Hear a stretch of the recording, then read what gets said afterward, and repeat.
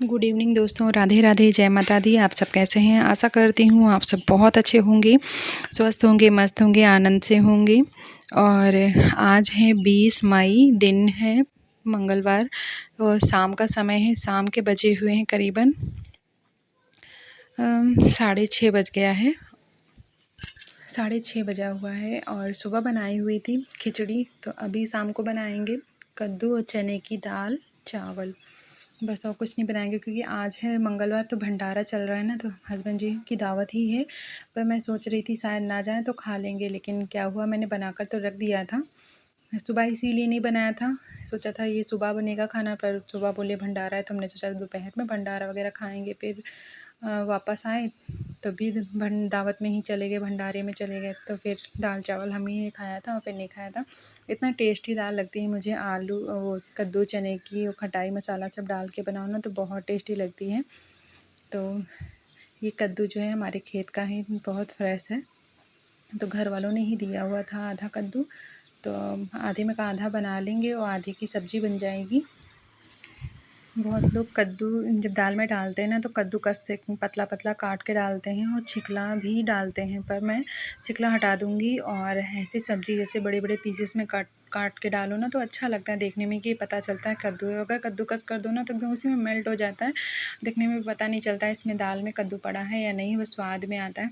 पर मुझे बड़ी बड़ी पीसेस अच्छी लगती हैं किसी भी दाल में। अगर मैं लौकी भी डालती हूँ ना तब भी मैं बड़ी बड़ी पीसेस काट काट के डालती हूँ। और पहले, बहुत पहले हमारे मायके में वही कद्दूकस करके डाला जाता था, अब वहाँ पे भी ऐसे ही बड़ी बड़ी पीसेस कट करके दाल में पका लिया जाता है।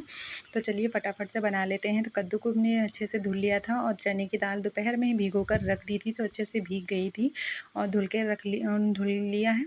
तो कुकर में डाल दिया है कद्दू, दाल, पानी, नमक, हल्दी और बेसिक से मसाले, बस यही सब डाल के रख देंगे। पहले मैंने सोचा था पहले फ्राई करेंगे, तो ये आपको हम दिखा रहे हैं, खटाई है आम की, तो वो भी डालेंगे। तो पहले हम यही सोच रहे थे कि मतलब पहले सब्ज़ी की तरह दाल को फ्राई करेंगे, तो देखा टमाटर है नहीं, तो फिर मैंने सोचा चलो इसी तरह से बना लेते हैं, एक साथ सब कुछ डाल के प्रेशर ले लेंगे, फिर जीरा और लहसुन से तड़का लगा देंगे।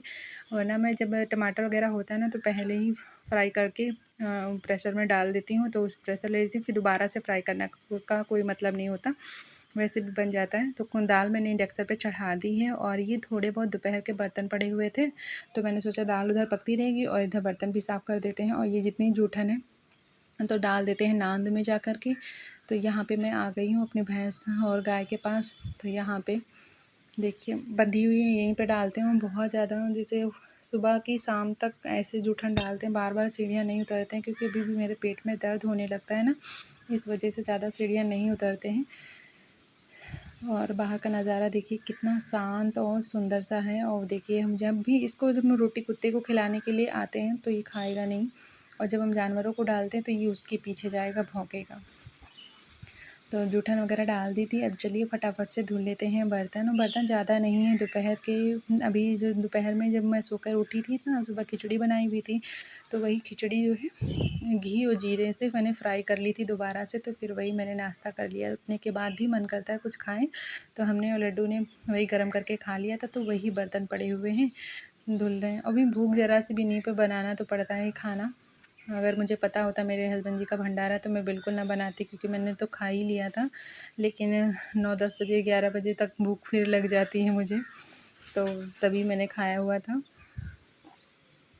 चलिए बर्तन फटाफट से साफ़ कर लेते हैं। और आप बताइए मेरी प्यारी बहनों, आप सब कैसे हैं? इस समय मैं किसी के चैनल पे ज़्यादा जा नहीं पाती हूँ, उसके लिए सॉरी। तो कोशिश करूँगी, क्योंकि अभी तबीयत ठीक नहीं रहती हमारी ना, इस वजह से नहीं जा पाती हूँ। कोशिश तो करती हूँ, कभी कभी सबकी वीडियो देख लेती हूँ, पर कमेंट करने का तो बिल्कुल मूड ही नहीं करता कि किसी की वीडियो पे हमें कमेंट करें। बस ऐसे लेटे लेटे सबकी वीडियो देखते रहते हैं। लेकिन ये है कि जब कमेंट करेंगे तभी तो लोगों को पता चलेगा कि हाँ, इन्होंने मेरी वीडियो को मतलब फुल वॉच किया है, देखा है। तो ये मैं थोड़ी सी गलती कर देती हूँ। लेकिन मैं अब, एक बहन ने बोला था जब छोटा सा ही क्यों ना कमेंट किया करो, लेकिन कमेंट कर दिया करो, तो आपने सही बोला था। लेकिन जब तबीयत ख़राब होती है, कुछ अच्छा नहीं लगता, तो पता नहीं वो कुछ भी मन नहीं करता है मैं कुछ भी करूं। लेकिन फिर भी मैं आप लोगों के चैनल पर जाती हूँ, वीडियो देखती हूँ, क्योंकि मेरी आदत सी हो गई है सभी बहनों के चैनल को देखने की। तो ये इनके इनके पास क्या चल रहा है, उनके पास क्या चल रहा है, तो ये सब देखने में मुझे अच्छा लगता है। सबके ब्लॉग मैं देखती हूँ, मुझे आदत सी भी हो गई है। जिस दिन मैं किसी के ब्लॉग ना देखूँ तो कुछ खाली-खाली, सुना-सुना सा लगता है। तो मुझे इसी में आनंद आने लगा है ब्लॉग डालने में और ब्लॉग देखने में, तो बहुत ही आनंद आता है। अब चाहे व्यूज़ मिलें या ना मिलें, लेकिन जिन बहनों से हम जुड़ गए हैं ना, उनके ब्लॉग देखना, उनके जीवन को देखना बहुत ही अच्छा लगता है। जैसे शारदा दीदी हैं ना, उनका मुझे ब्लॉग बहुत अच्छा लगता है। पूरा नेचुरल दिखाती हैं, इतनी मेहनती हैं, इतना काम दिखाती हैं। जैसे मीनाक्षी हैं, बहुत काम दिखाती हैं अपना, बहुत मेहनत करती हैं। तो ये सब ब्लॉग मुझे देखने में बहुत अच्छा लगता है और मुझे ये लगता है कि मुझे भी इनके जैसे ही मेहनत करनी चाहिए। पर मैं क्या करूँ, मेरा शरीर ही इतना कमज़ोर है कि मैं खुद का खाना 2 टाइम का बना खा नहीं पा रही हूँ। आप लोगों की तरह मेहनत मैं क्या ही करूँगी, कुछ नहीं, बस देख-देख के मतलब प्रोत्साहित होती रहती हूँ कि गृहिणी अगर हों तो ऐसी हों, दिन-रात जुटी रहती हैं अपने घर परिवार के लिए, कुछ न कुछ करती ही रहती हैं। तो ऐसे मैं भी कुछ न कुछ करना चाहती हूँ, मेरे पास भी थोड़ा बहुत जो टैलेंट है मैं भी दिखाना चाहती हूँ, लेकिन मैं शरीर से ही अपनी हारी हुई हूँ, तो मैं कुछ नहीं दिखा सकती हूँ, ना कुछ कर सकती हूँ। तो मैं तो आदर्श गृहिणी नहीं बन पाऊँगी जीवन में ही लग रहा है नहीं। लेकिन आप लोगों के ब्लॉग में देखती हूँ, बहुत ही अच्छे-अच्छे ब्लॉग हैं, बहुत ही प्यारी-प्यारी बहनें हमारी हैं जो इतना मतलब अच्छे से अपना घर परिवार चलाती हैं।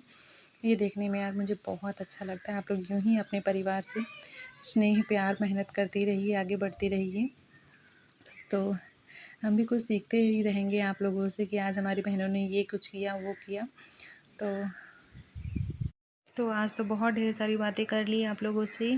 तो बर्तन तो धुल गए हैं और दाल में प्रेशर भी आ गया था, तो कुकर हटा कर के इंडक्शन अलग रख दिया, चावल भी बीन लिया है। अब देख लेते हैं दाल हमारी पक गई है। वाओ, बहुत अच्छे से हमारी दाल पक गई है, यम्मी यम्मी टेस्टी टेस्टी दाल। तो मुंह में पानी आ रहा है, भूख नहीं लगी पर पानी आ रहा है। तो देखिए कितनी स्वादिष्ट दाल बनी हुई है।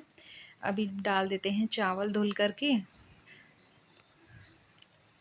चावल हमने धुल लिए हैं, डाल देते हैं पानी। और रबड़ जो है ये फिर से दोबारा से लगानी पड़ती है, वरना प्रेशर हमारे कुकर में आएगा ही नहीं अगर दोबारा से मैं मतलब रबड़ को निकाल के ना लगाऊं।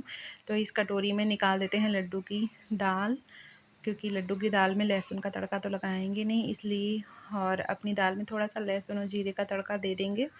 तो लहसुन मैंने छील लिया हुआ था और बारीक बारीक कट कर लिया हुआ था। चिमची हमारी बड़ी छोटी है, पर मैं अभी हमारे पास ना वो तड़के वाला चम्मच नहीं है। सोच रहे हैं, जब भी मैं बाहर निकलती हूँ याद ही नहीं रहता है। जब दाल में तड़का लगाना होता है तब याद आता है अरे यार वो वाला चम्मच होता, तो चम्मच हमारा जलता नहीं। तो दाल में लगा दिया है तड़का। और देखिए कितनी गर्मी लग रही किचन में, समझ लीजिए एक जंग लड़ना होता है हम गृहिणियों को, जितनी देर रुकना होता है। तो बहुत ज़्यादा गर्मी लग रही, तो फ़ैन को ऑन कर दिया। अब खा लेंगे थोड़ी सी हवा, उसके बाद थोड़ा नहाना धोना करेंगे, क्योंकि बहुत ज़्यादा गर्मी हो रही है। और मैं जब भी ना शाम को नहा लेती हूँ ना, पूरे बदन में दर्द हो जाता है।